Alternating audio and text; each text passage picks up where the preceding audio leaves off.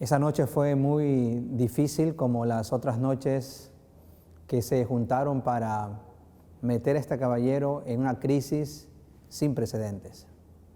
El recuerdo de su error público lo atormentaba día a día, que lo llevó a pensar que todo el emprendimiento que había hecho con esfuerzo, todas las esperanzas que había puesto en el nuevo proyecto, habían sido en vano. Sin embargo, todo allí no termina.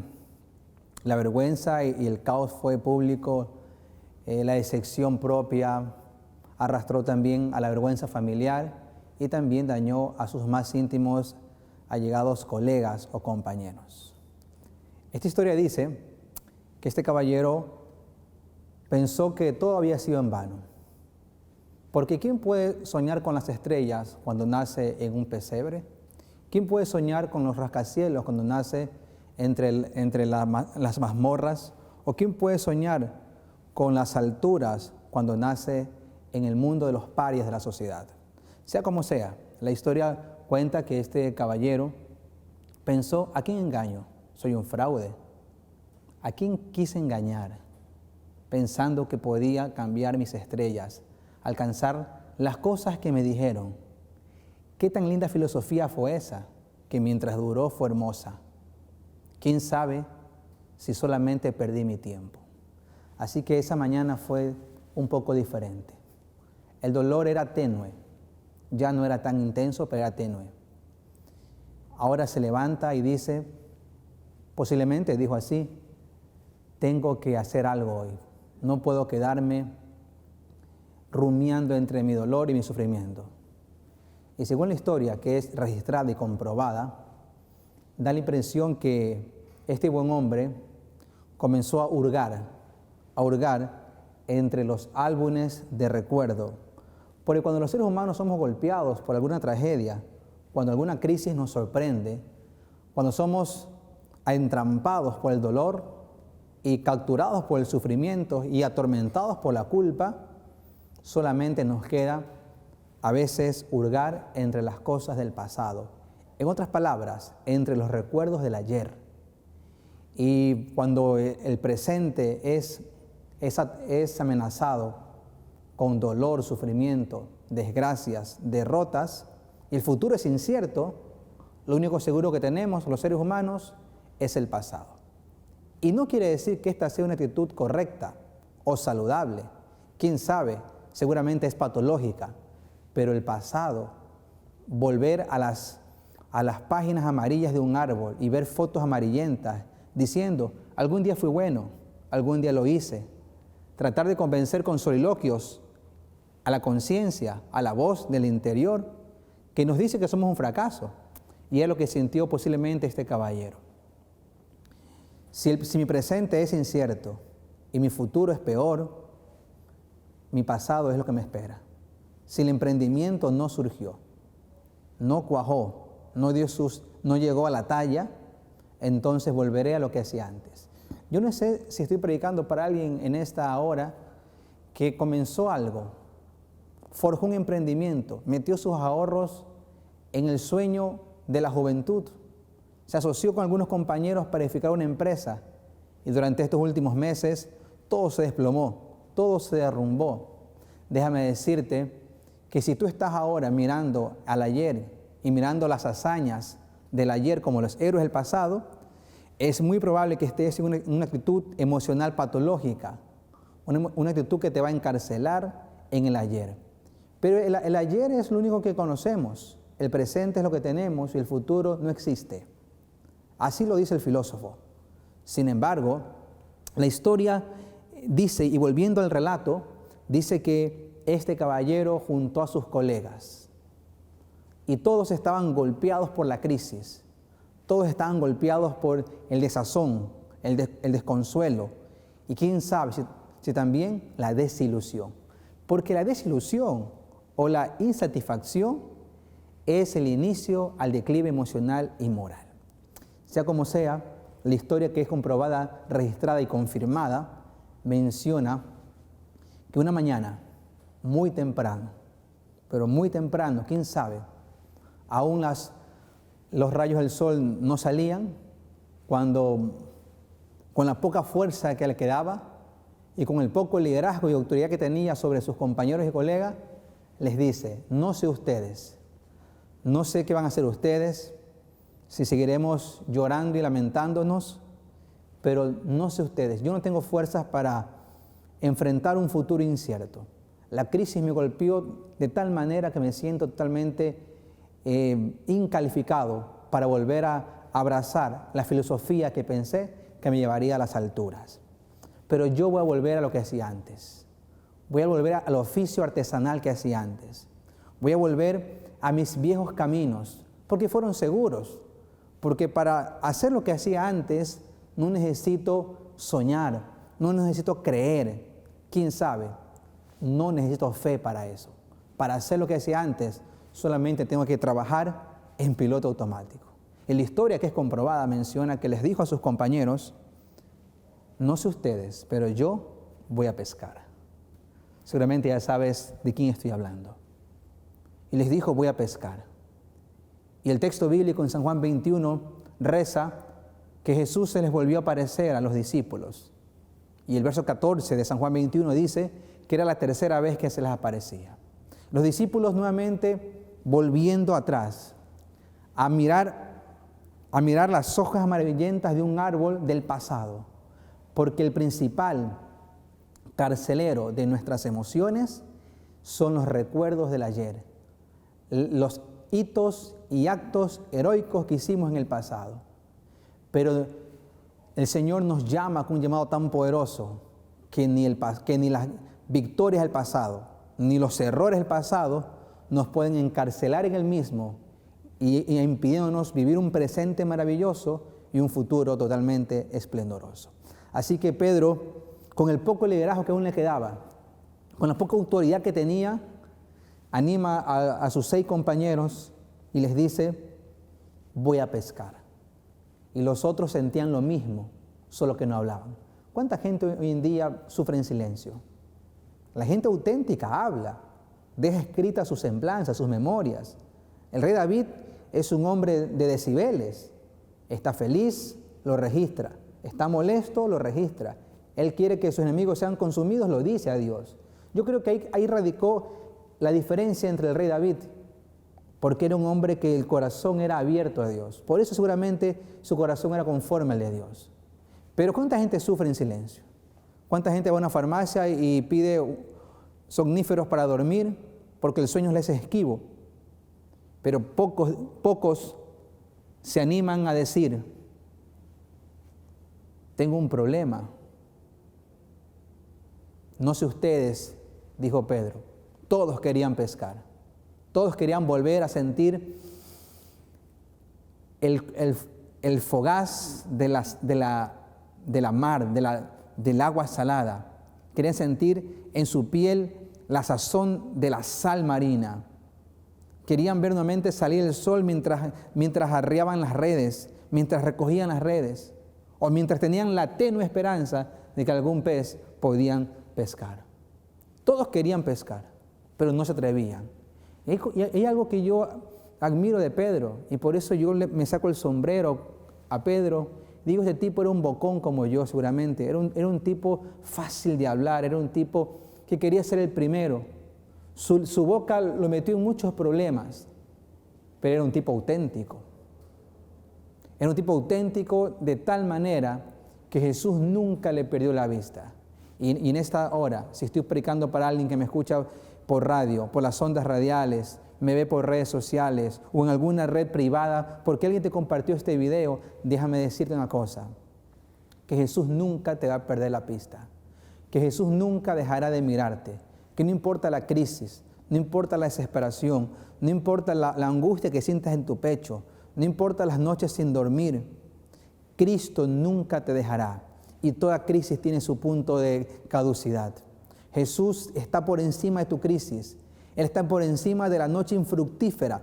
Los discípulos volvieron al comienzo a mirar fotos amarillentas del pasado. Yo no sé si tú estás ahora quebrado, la crisis te ha dejado sin dinero, tu esposa te abandonó. Esta crisis ha hecho que los hogares realmente se descubran como son. Yo escuché una dama que al comienzo de la crisis su esposo se fue de la casa y nunca más volvió. Déjame decirte ahora, amigo mío, que Cristo nunca te dejará de amar, que Él te va a mirar desde la orilla y va a ver cómo tú luchas, tratando de pescar, tratando de agarrar algo, tratando de que la red de tu alma, con las ansias de la red de tu alma, tú quieres agarrar la fe, la esperanza.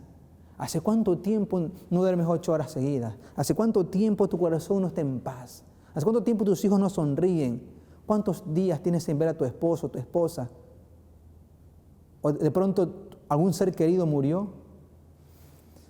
Cristo es el mismo. Es el mismo que le dice a Pedro, Simón Pedro, Simón hijo de Jonás. Pero el relato sigue diciendo, los discípulos vuelven a pescar.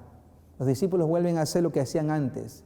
Ya Jesús se les había aparecido 2 veces, pero no era suficiente. Es porque eso produce en el corazón las crisis. Producen esa ausencia de fe, esa ausencia de lo presente. Sin embargo, Cristo se aparece una tercera vez.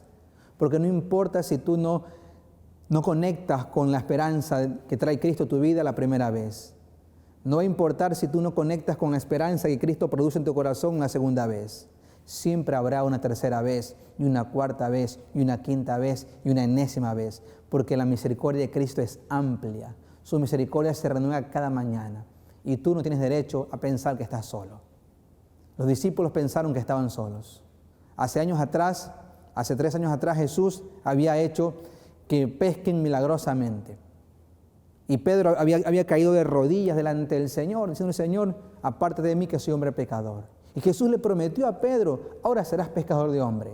Jesús te llamó para salvación, te llamó para ser feliz. Jesús dijo, yo he venido para que tengan vida y vida en abundancia. Jesús no te llamó para dejarte en el camino, para olvidarte, abandonarte. Jesús es un padre responsable, es un amigo sincero, es el amigo que no falla, es el hermano mayor que entiende, el que protege, el que le pone el pecho a las balas. Es ese Dios comprensible, ese Dios contextualizado, que les ofrece un pedazo de pan y pescado a sus amigos y no les ofrece maná del cielo. ¿Qué Dios contextualizado es este? Este mensaje, el legalismo tradicional no lo puede aceptar. Tiene comezón. ¿Por qué? Porque el Cristo es un Cristo contextualizado, es un Dios contextualizado. Y la historia dice que ellos fueron a pescar y no pescaron nada. Entonces aparece una especie de turista, de ermitaño, quién sabe si mochilero, y les dice, hijitos, tienen algo que comer. Mira tú, qué cosa maravillosa. Hijitos tienen algo que comer. En San Juan 15, Jesús les dice, ya no son mis siervos, ahora son mis amigos. Ahora no les dice amigos, les dice hijitos. Hijitos tienen algo que comer. Entonces, ellos dijeron que no tenían nada seguramente y les dice, echen la red a la derecha. Echen la red a la derecha. Y Él les dice así, echen la red a la derecha, y ellos lo hicieron. Y cuando lo hicieron, sacaron gran cantidad de peces. Es la única pesca de las 2 pescas que el texto dice la cantidad de peces que sacaron. Eso es un tema para otro momento. Sin embargo, el texto va a seguir diciendo que Juan, el discípulo más conectado con el Señor, también sufriendo la misma crisis que Pedro, Juan le dice a Pedro, Simón Pedro es el Señor, y Pedro pues se viste y comienza a nadar y llega, y ustedes conocen la historia. Pero el mensaje de esta hora no está allí. Está en la charla íntima que Jesús tiene con Pedro. Porque a Jesús no le importa el hecho, el error que cometimos. Tanto es así que a Jesús no le importan los hechos que pasaron, que el texto dice que nuestros pecados son arrojados al fondo del mar. Jesús, cuando se encuentra con nosotros para restaurarnos, para restablecernos, Jesús no está pensando en decirnos, mira, te lo dije, Pedro, yo te dije que me negarías 3 veces. Tú dijiste que ibas a ir conmigo hasta la cruz, hasta la muerte, pero me negaste, fallaste. Pero Cristo no está interesado en hurgar el pasado. Y sabes tú que uno de los principales problemas de hoy en día es que la gente no se perdona, que la gente no se puede perdonar. Yo como pastor hablo con personas que tienen deudas, autodeudas pendientes con sus mismas almas de 30, 40 años atrás. Gente que no se perdona. Mira, Jesús te perdonó. Ten la seguridad, tú que me estás escuchando, que me estás viendo en esta hora, ten la seguridad de que Jesús te perdonó. Jesús te perdonó. Ahora, viene una parte terapéutica importantísima. Tú tienes que perdonarte. Tienes que ser capaz de perdonarte y seguir adelante. Y el problema de nosotros los seres humanos es que no nos perdonamos. Pastor, yo no puedo olvidar, no puedo perdonarme. ¿Cómo pude hacer eso? Mira, el primer paso para tener libertad en el alma es perdonarse. Perdónate. Esta mañana, esta noche, antes de dormir, ve frente a tu espejo, allí en tu baño, en tu recámara, y fijamente mírate y di, soy capaz de perdonarme y seguir adelante. Y cada mañana repítelo, y tú vas a ver cómo tu alma se va a sentir mucho mejor. Ahora, Jesús se encuentra con Pedro. Desayunan, porque las crisis comienzan a curarse, a terminarse. Recuperamos a las almas golpeadas, recuperamos a las almas encerradas en la cárcel del rencor, de la ira, del odio, cuando comenzamos a ser simpáticos con las personas. Benjamin Franklin decía, me he propuesto una sola cosa, no hablar mal de nadie, no criticar a nadie. ¿Y cómo nos cuesta todo esto? Pero el hombre o la mujer que logre refrenar su lengua podrá alcanzar el ideal que Dios tiene para sí mismo. Así que ahora Jesús está allí. Les ofrece un acto simpático. Les ofrece un desayuno fresco, recién preparado. Mira tú, yo no sé si tú estás siendo testigo de que algún miembro de tu familia padece algún tipo de crisis, algún tipo de necesidad emocional de ser satisfecha. La primera cosa que tienes que hacer es mostrarte simpático. Y a veces lo que necesitamos solamente es un buen desayuno, un buen almuerzo, una buena cena o quién sabe, un buen acto de simpatía. Así que los discípulos comen y el texto va a decir que una vez que comieron, Jesús le dijo a Simón Pedro, Simón hijo de Jonás, ¿me amas? Y me parece fascinante el texto porque la pregunta inductiva que yo le haría al texto sería ¿por qué Jesús le dice a Simón hijo de Jonás? Si él le puso Pedro, el seudónimo de Pedro se lo puso Cristo. Y ese era el nombre de guerra, el nombre de batalla de Pedro. Pedro, cuando Jesús camina sobre las aguas, le dice, Señor, si eres tú, ven. Le dice, ven Pedro. Y Pedro sale de la barca. Ahora, una de las razones que pueden haber por la cual Jesús le dice Simón hijo de Jonás y no le dice Pedro, debe ser porque Simón era el nombre que sus padres le pusieron a él, su nombre de pila. Simón lo llamaron durante su infancia. Simón le dijeron durante su adolescencia. Simón, su esposa le dijo. Simón le decían sus amigos. Pero Jesús le dice, serás Pedro. Pero ahora Jesús vuelve para atrás y le dice, Simón, hijo de Jonás, ¿me amas más que a estos? Lo que Jesús está tratando de decirle a Pedro, y la lección que el texto nos quiere ahora enseñar a nosotros, es que Jesús no se conforma, para Él no es suficiente ser Dios. Para Él no es suficiente, su alma no queda satisfecha siendo solo Dios. Para Él no es suficiente siendo nuestro Salvador, su alma no queda satisfecha siendo nuestro Salvador. Para Cristo no es solamente suficiente sentirse redentor nuestro, su alma queda insatisfecha. En el acto de reconciliarnos con Él, en el acto de restaurarnos, no es suficiente para Él todos los seudónimos que Isaías dice, Príncipe de paz, Dios nuestro, Padre eterno. Eso Él es y todo lo demás. Pero en el acto de salvar una alma, en el acto de conectar con una persona para restituirlo, para restaurarlo y proyectarlo hacia un futuro mejor, Cristo necesita que entendamos, que tú entiendas y que yo entienda, que entendamos que Él quiere ser familia. Por eso Pablo dice que Jesús es nuestro hermano mayor. Por eso que Pablo dice que Él nos entiende, que Él se hizo hombre. Filipenses 2 dice que se hizo hombre, semejante a nosotros, siervo, hombre, carne y hueso. Por eso ahora Él le dice, Pedro, no solo soy tu Salvador, No solo soy tu maestro, tu amigo, como se lo dijo en San Juan 15. Pedro, soy tu familia. Y la familia es familia. La familia no se niega. Soy tu familia, Pedro. Mira, no sé si estoy predicando para alguien que se siente solo. ¿Crees que no hay nadie a tu alrededor? ¿Crees que no hay nadie? ¿Crees que estás solo? Déjame decirte que nunca estamos solos. Siempre hay alguien. Una persona, un amigo, pero sobre todo, Cristo es el amigo que no falla. Yo escuché esta frase por toda mi vida, desde que era niño, en stickers, en sermones, en la iglesia, en campamentos, en predicaciones.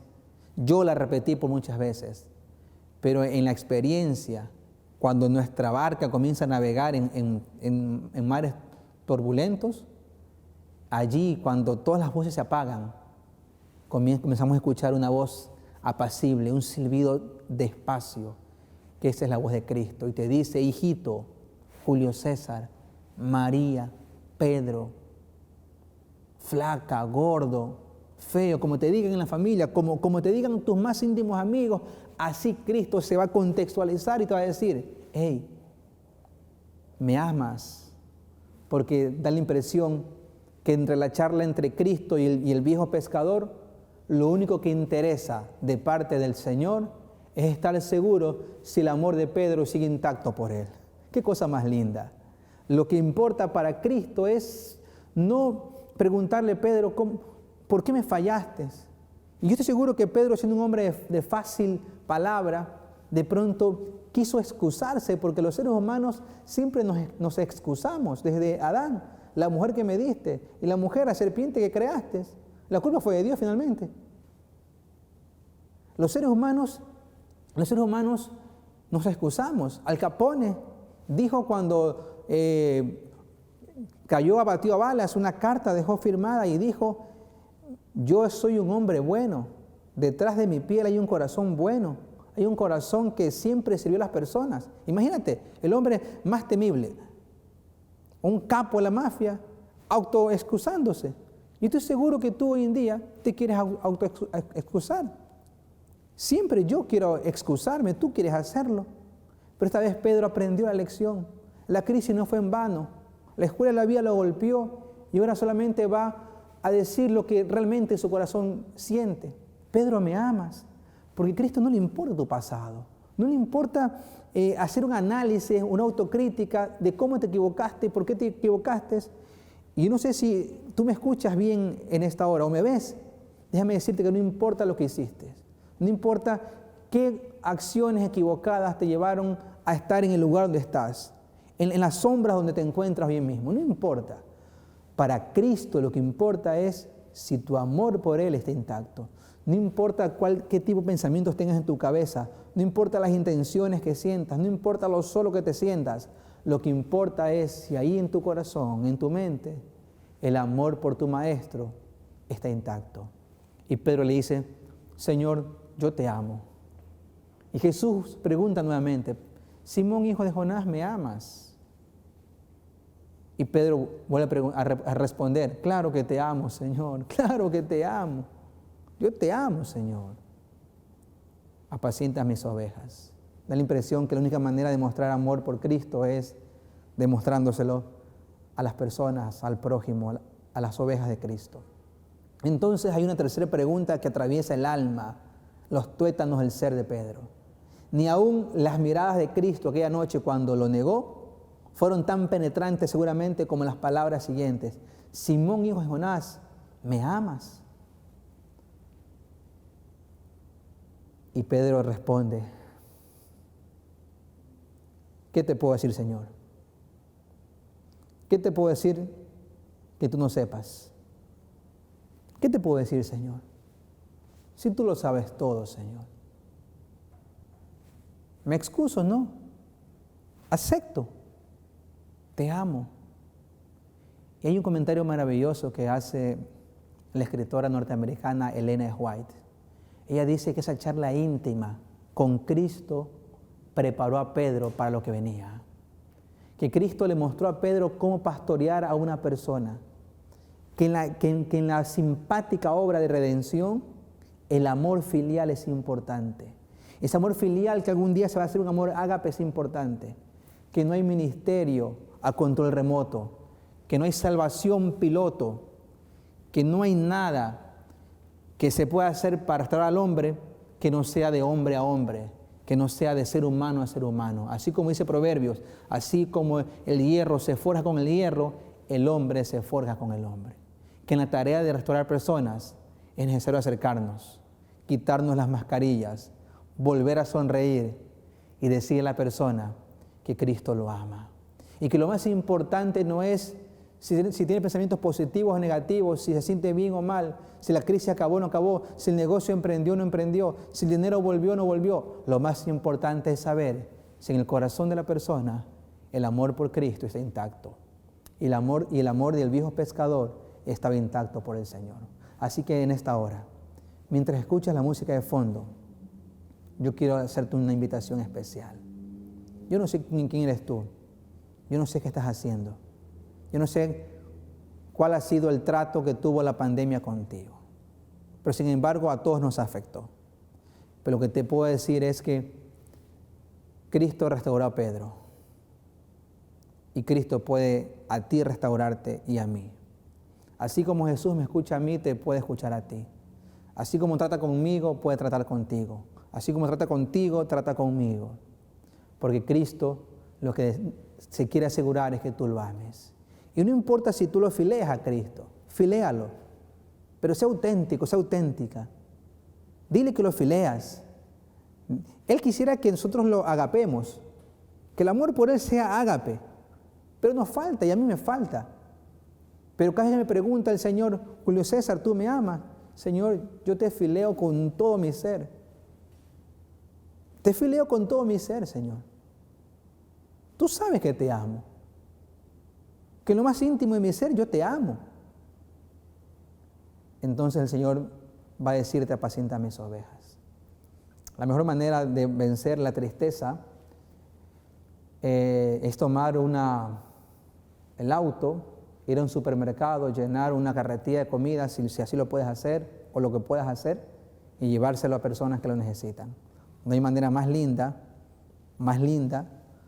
que combatir la tristeza. Ahora, ¿tú amas a Jesús? ¿Lo fileas? ¿Lo agapeas? El agape es el amor perfecto, el amor de Dios.